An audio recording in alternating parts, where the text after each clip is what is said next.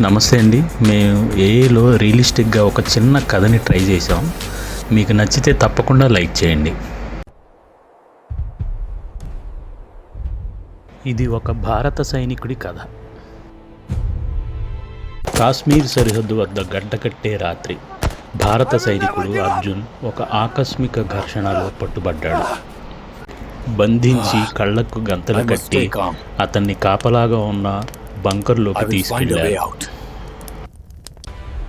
అర్జునుడు ప్రతి శబ్దాన్ని, ప్రతి కదలికను అధ్యయనం చేశాడు. సరైన క్షణం కోసం వేచి ఉన్నాడు. నెమ్మదిగా అతను తాళ్లను విప్పాడు మరియు గార్డులు నిర్లక్ష్యంగా మారడంతో వేచి ఉన్నాడు. రాత్రి అవగానే చాలా జాగ్రత్తగా అతను మంచు కింద ప్రాకసాగాడు.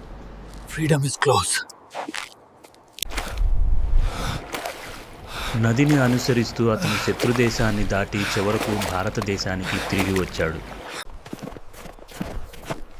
ఉదయం చలిలో అలిసిపోయి అవిశ్రాంతంగా ఉన్న అర్జునుడిని అతని సహచరులు కనుగొన్నారు. I had only one mission, to come back home.